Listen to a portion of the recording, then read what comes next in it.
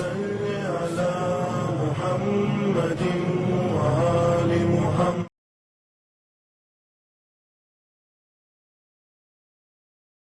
اعوذ باللہ من الشیطان الرجیم. بسم اللہ الرحمن الرحیم. اللہم صلی علی محمد وآل محمد وعجل فرجہم. محترم ناظرین و سامعین، السلام علیکم ورحمۃ اللہ وبرکاتہ.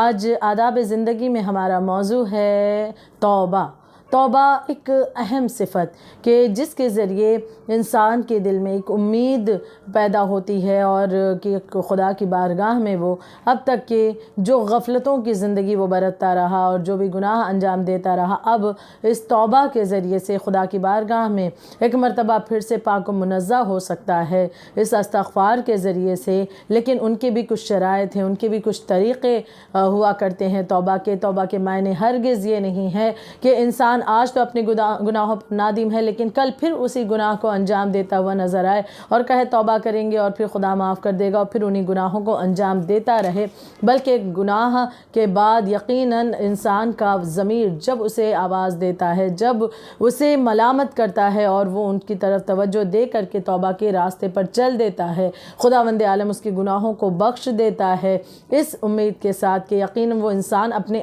آپ کو آمادہ کر رہا ہے کہ اب مزید اس گناہ کو دوبارہ کبھی انجام نہیں دوں گا. یہی وجہ ہے کہ توبہ کرنے والوں کے لیے بہت سے فائدے ہیں. قرآن مجید میں بھی اس کا ذکر کیا گیا کہ یقیناً فلاح نجات اس کی ہے کہ جو توبہ کرتا ہے، جو استغفار کرتا ہے. قرآن مجید کے سورہ نور کی آیت نمبر 31 میں پروردگار عالم ارشاد فرماتا ہے کہ وَتُوبُوا إِلَى اللَّهِ جَمِيعًا أَيُّهَا الْمُؤْمِنُونَ لَعَلَّكُمْ تُفْلِحُونَ، یعنی کہ اور صاحبان ایمان تم سب اللہ کی بارگاہ میں توبہ کرتے رہو کہ شاید اسی طرح تمہیں فلاح اور نجات حاصل ہو جائے. یعنی خداوند عالم نے قرآن مجید میں اعلان کر دیا کہ اگر فلاح اور نجات چاہیے تو وہ توبہ اور استغفار کے ذریعے ہے. بے شک ہم انسان جو گناہ کے پتلے ہیں، ہم سے گناہ سرزد ہو جاتے ہیں. بعض اوقات ہم عہد کرتے ہیں کہ ہم اس گناہ کو انجام نہیں دیں گے، لیکن پھر کبھی کچھ ایسے حالات کے ماتحت کہ ہم اپنے آپ پر، اپنے نفس پر کنٹرول نہیں کر پاتے اور پھر گناہ سرزد ہوتا ہے اور پھر گناہ کی آلودگی میں انسان اس طرح سے ملوث ہوتا چلا جاتا ہے کہ ایک کے بعد دوسرا گناہ، دوسرے کے بعد تیسرا گناہ اور مزید گناہوں کا ایک انبار لگ جاتا ہے. لیکن اگر انسان اپنے گناہوں پر نادم ہے اور وہ اپنے نفس کو اس بات پر ملامت کر رہا ہے کہ جو چیزیں اس نے اب تک کے انجام دی ہیں، جس کے ذریعے اس نے خدا کی نافرمانیاں کی ہیں، اسے ایک مرتبہ جب ان چیزوں پر وہ توجہ دیتا ہے اور خود کو ان چیزوں پر ملامت کرتا ہے اور اپنے آپ سے یہ عہد کرتا ہے کہ اب ان چیزوں کو مزید دوبارہ کبھی انجام نہیں دوں گا، بار الہ میں نے بہت غلطیاں کی ہیں، خدا کی بارگاہ میں یہ اقرار کرتا ہے تو خداوند عالم اس کے گناہوں کو بخش دیتا ہے. وہ پروردگار عالم جو بڑا رحمان ہے، بڑا رحیم ہے، بہت کرم کرنے والا، بہت رحم کرنے والا، جو 70 ماؤں سے زیادہ ہمیں محبت کرتا ہے، تو یقیناً جب اس کی بارگاہ میں صدق دل کے ساتھ اپنے گناہوں پر نادم ہو کر انسان توبہ اور استغفار کرتا ہے،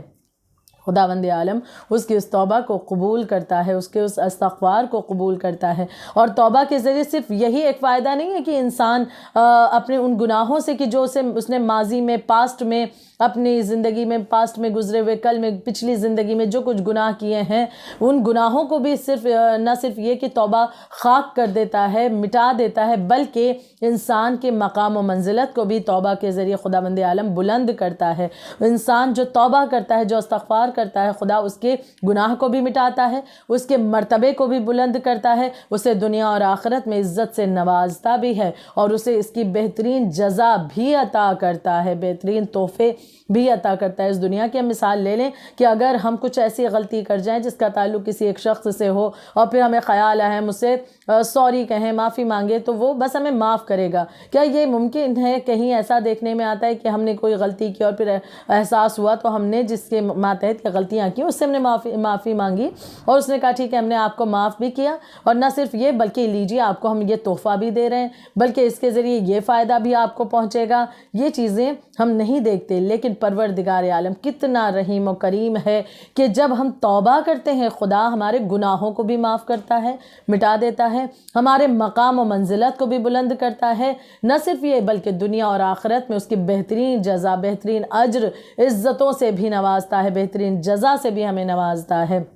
لہٰذا ضروری ہے انسان کی اپنے آپ کو اس بہترین چیز سے اپنے وجود کو آراستہ کرے کہ توبہ اور استغفار کے ذریعے اپنی زندگی میں آگے بڑھے۔ ہم گناہوں کے ساتھ تو بہت تیزی کے ساتھ بڑھ رہے ہوتے ہیں، ایک کے بعد دوسرے گناہ، دوسرے کے بعد نہ جانے کتنے گناہ انجام دیتے ہیں، لیکن توبہ کا دامن ہم نے کتنا تھاما ہے، یہ ضروری ہے۔ انسان ایک مرتبہ ہمیں دوسروں سے کہنے کی ضرورت نہیں کہ ہم نے کیا گناہ انجام دیے ہیں، بلکہ ہم اپنے خدا سے کہیں، ہم اپنے خدا کی بارگاہ میں اس چیز کا اقرار کریں، خدایا ہم سے یہ گناہ سرزد ہوا، تیری بارگاہ میں معافی مانگتے ہیں اور عہد کرتے ہیں دوبارہ اس گناہ کو انجام نہیں دیں گے۔ لہٰذا ایسے بہت سے مثالیں تاریخ میں موجود ہیں کہ جس کے ماتحت انسان کے توبہ اور استغفار کرنے پر پروردگار عالم نے اس انداز سے بخشا، اس انداز سے نوازا ہے کہ نہ صرف دنیا اور آخرت بھی سنوار دی ہے۔ ہم جناب حور علیہ السلام کی بالکل واضح مثال دیکھتے ہیں کہ کربلا میں حور علیہ السلام نے اس زندگی کو ترک کیا، توبہ کیا، استغفار کیا اور یزیدی فوج سے نکل کر کے جنت کی طرف آئے ہیں، مولا حسین کی طرف آئے ہیں، تو کیا تحفہ خدا نے انہیں عطا کیا ہے کہ نہ صرف یہ کہ جو ان کی پچھلی زندگی میں ان سے گناہ سرزد ہوا، مولا حسین کا راستہ روکا تھا اور کربلا لے کر آئے ہیں، وہ تمام گناہ جو ان سے سرزد ہوئے جناب حور سے ان چیزوں کو بھی معاف کیا ہے، بلکہ ان کے مقام و منزلت کو بلند کیا ہے، ان کو شہادت کے درجے پر فائز کیا ہے، اور صرف یہی نہیں جناب زہرا کی طرف سے تحفہ انہیں عطا ہوا ہے۔ ایسی بہت سی مثالیں ہم دیکھتے ہیں کہ توبہ کے ذریعے انسان کو خداوند عالم کس طرح سے مقام کو بلند کرتا ہے، لیکن ضروری ہے کہ توبہ کی شرائط کو بھی پورا کیا جائے، ان چیزوں کے بارے میں بھی جانا جائے کہ جس کے ماتحت حقیقی معنوں میں ایک توبہ کرنے والا توبہ کی ان چیزوں کو پورا کر پاتا ہے کہ جو خدا کی طرف سے معین کی گئی ہیں یا جو چیزیں درکار ہیں توبہ کے حوالے سے۔ اس نسبت سے ایک مثال آپ کے سامنے پیش کرنا چاہوں گی کہ امام علی علیہ السلام فرماتے ہیں، مولا علی نے فرمایا کہ توبہ کے معنی یہ ہیں کہ انسان ان 6 چیزوں کا خیال کرے۔ یہ 6 چیزیں اگر انسان خیال کرتا ہے ان 6 چیزوں کا تو یقیناً یہ حقیقی توبہ ہوگی اس کی، حقیقی معنوں میں وہ اپنے گناہ پر نادم ہے، حقیقی معنوں میں وہ توبہ کر رہا ہے، استغفار کر رہا ہے اور خدا کی بارگاہ میں وہ پاک و منزہ ہو جائے گا۔ یہ 6 چیزیں، پہلی چیز کیا خیال کرنا ہے؟ مولا کائنات فرماتے ہیں پہلی چیز جس کا ہمیں خیال کرنا ہے جب انسان توبہ کر رہا ہے، کیا چیز پہلی خیال ہمیں رکھنی ہے؟ وہ یہ ہے کہ اپنے ماضی پر شرمندہ اور پشیمان ہونا۔ انسان کے لیے سب سے پہلی چیز کہ وہ اپنے ماضی پر نگاہ ڈالے کہ جو گناہ اس نے کیے ہیں اس پر وہ شرمندہ ہو، جھوٹ بولتا رہا، شرمندہ ہو، خدایا میں نے اس گناہ کو انجام دیا ہے، بہت شرمندہ ہوں، بہت پشیمان ہوں کہ میں جھوٹ بولتا رہا، میں نے لوگوں کا مال کھایا ہے، میں نے ناحق لوگوں کو ستایا ہے، میں نے اذیتیں لوگوں کو پہنچائی ہیں، میں نے بے حجابی کی ہے، میں نے اس گناہ کو انجام دیا، میں نے اس گناہ کو انجام دیا۔ ان چیزوں کے بارے میں خیال کر کے شرمندہ ہو، خدا کی بارگاہ میں پشیمان ہو۔ سب سے پہلی چیز یہ ہے، کیونکہ خیال آنا، اس چیز کا احساس ہونا سب سے اہم چیز ہے، کیونکہ بعض اوقات ہم جب گناہ کرتے ہیں تو ہمیں احساس ہی نہیں ہوتا کہ ہم نے اس چیز کو انجام دیا، یہ گناہ بھی ہے، بلکہ ان چیزوں کو بھی ہم ایک اچھائی کا جامہ پہنا کر کے، اچھائی کا لبادہ اڑھا کر کے اسے بھی کنسیڈر کر لیتے ہیں کہ یہ بھی چیزیں بس اچھائی کی ہی چیزوں میں آتی ہیں۔ مثلا اسکول کالج کی لائف میں کبھی بے حجابی کو اختیار کیا، کبھی اینول فنکشن کے نام پر سنگنگ میں، ڈانسنگ کمپٹیشن وغیرہ میں پارٹیسپیٹ کیا، اور اس کے بعد ہم نے ایکسکیوز کیا دیا ہے؟ ایکسکیوز یہ دیتے ہوئے نظر آتے ہیں کہ بھائی ہمارے کالج کا فنکشن تھا، کیا کریں، ہمارے مارکس پر اثر آتا، یہ چیزیں فلانی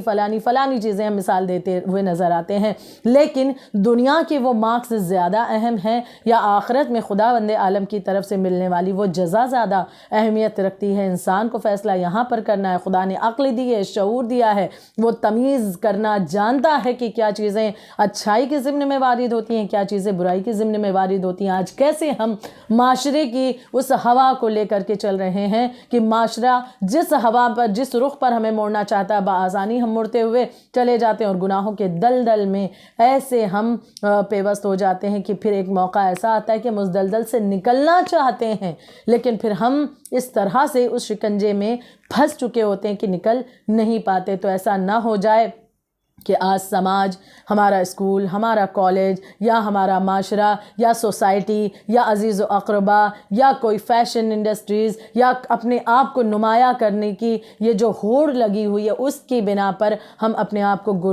گمراہی اور گناہ کے دلدل میں لے جائیں۔ ایسا نہ ہونے پائے، لہٰذا اپنے آپ کو ایک مرتبہ احساس کرے۔ انسان کے لیے سب سے اہم چیز ہے کہ اپنے گناہوں کا اسے احساس ہونا چاہیے، اور جب احساس ہوگا تو یقیناً وہ شرمندہ ہوگا اپنے ان گناہوں پر۔ امام فرماتے ہیں، مولا کائنات فرماتے ہیں کہ پہلی اہم چیز توبہ کے حوالے سے کہ انسان اپنے گناہوں پر شرمندہ ہو۔ دوسری چیز ہے کہ دوبارہ گناہ نہ کرنے کا مصمم ارادہ کرے، یعنی پختہ مضبوط ارادہ کر لے، عہد کر لے کہ اب اس گناہ کو دوبارہ انجام نہیں دینا ہے۔ کیونکہ ایک چیز ذہنوں میں اکثر آ جاتی ہے کہ ہاں ہم نے اگر خدا نے کہا توبہ کے ذریعے گناہ معاف ہوگا تو ٹھیک ہے، آج گناہ کر لیتے ہیں، کل توبہ کر لیں گے، اس کے بعد پھر خدا معاف کر دے گا، پھر کبھی موقع ملا پھر اس گناہ کو انجام دیا کہ خدا تو توبہ کے ذریعے معاف کر ہی دے گا۔ تو توبہ کے معنی یہ نہیں ہے کہ بار بار ہم خدا کے ساتھ کھیل کھیلتے رہیں، بلکہ توبہ کے معنی یہ ہے کہ ان شرائط کو پورا کیا جائے، ماضی میں کیے ہوئے گناہ پر انسان شرمندہ ہو۔ دوسری اہم چیز کہ گناہ نہ کرنے کا مصمم ارادہ، پختہ ارادہ کرے۔ تیسری چیز ہے لوگوں کے حقوق ادا کرنا، کہ جو بھی حقوق اس کے سر پر ہے، ذمے ہیں، انہیں ادا کیا جائے۔ ماں باپ کے حق کو ادا کیا جائے، اپنے شوہر بیوی ہیں ایک دوسرے کے حق کو ادا کریں، اپنے عزیز و اقربا کا بھی جو حق ہوتا ہے ان کا حق ادا کیا جائے، پڑوسیوں کے حق کو ادا کرے، اولاد کا حق ادا کرے، سماج کے اعتبار سے کیا ایک انسان کا حق بنتا ہے ان تمام حقوق کی ادائیگی کرنا، یہ ایک اہم چیز ہے جب توبہ کے لیے ہم آگے بڑھ رہے ہیں۔ چوتھی چیز کا ذکر امام فرماتے ہیں ترک شدہ واجبات کو بجا لانا۔ گزشتہ زندگی میں اب تک جو بھی ہم نے گناہ کیا اس کے ماتحت واجبات کو بھی ترک کیا ہوگا، ایک مرتبہ ان کی طرف توجہ کریں اور ان واجبات کو ادا کرنا شروع کریں۔ مثلا بہت سی نمازیں ہماری قضا ہو چکی ہیں، ایک مرتبہ ان نمازوں کا حساب لگایا جائے، انہیں ادا کرنا شروع کیا جائے، ساتھ ساتھ جو اب ہم پر واجب ہے انہیں ادا کرنا ہے، جو گزشتہ زندگی میں ترک ہم نے کیے ہیں واجبات انہیں بھی ادا کرنا ہے۔ پانچویں چیز امام فرماتے ہیں گناہوں کے ذریعے پیدا ہونے والے گوشت کو اس قدر پگھلا دینا کہ ہڈیوں پر گوشت باقی نہ رہ جائے اور حالت عبادت میں ہڈیوں پر گوشت چڑھ جائے، یعنی اتنی عبادت انسان کرے۔ اب تک بہت گناہوں کے ذریعے اپنے جسم کو ہم اس طرح سے گوشت چڑھاتے رہے اپنے جسم کو، یا یوں کہیں کہ گناہوں کے ذریعے سے بس ہم یوں ہی حرام کی کھاتے رہے اور آگے اس جسم کو قوت دینے کی کوشش کرتے رہے، لیکن اب اس جسم کو ہمیں عبادتوں کی خوراک دینی ہے، عبادتوں کے ذریعے اپنے آپ کو، اپنے جسم کو اس طرح سے بہتر کرنا ہے، اس پر بہترین گوشت کا لباس چڑھانا ہے۔ چھٹی اہم چیز فرماتے امام، 6th پوائنٹ یہ ہے کہ بدن کو اطاعت کی تکلیف میں مبتلا کرنا، جس طرح گناہ کا مزہ چکھا ہے، جس طرح سے گناہ کا مزہ چکھتے رہے، اس طرح سے اب جب توبہ کر چکے ہیں تو اس گناہ کے دلدل سے نکل کر بدن کو اطاعت پروردگار عالم میں لگا دے، خدا کی اطاعت کرے، اس کے فرما بردار ہو جائے، اس کے امر و نہی کے بارے میں توجہ دے اور اس حساب سے زندگی کو چلائے، جس چیز سے اللہ نے حکم دیا جس کا اس چیز کو انجام دے، جس چیز سے روک دیا ہے اس سے رک جائے۔ امام نے بڑی خوبصورتی کے ساتھ ان 6 چیزوں کا ذکر کیا ہے۔ خداوند عالم ہمیں توفیق عنایت فرمائے کہ ہم توبہ کرنے والوں میں ہمارا شمار ہو، ہم اپنی گزشتہ زندگی میں جو گناہ ہم سے سرزد ہوئے ان کا خیال کریں اور انہیں دوبارہ نہ کرنے کا عہد کریں، توبہ اور استغفار کر کے ان گناہوں کو ہم مٹا سکیں اور مزید آگے کی زندگی میں کبھی وہ گناہ سرزد نہ ہوں۔ ایسی زندگی خداوند عالم چاہتا ہے کہ اس کے ہر ایک بندے کی ہو تاکہ وہ خدا کا بہترین مقرب بندہ بن سکے۔ خداوند عالم ہمیں اس کی توفیق عنایت فرمائے۔ ربنا تقبل منا انک انت السمیع العلیم۔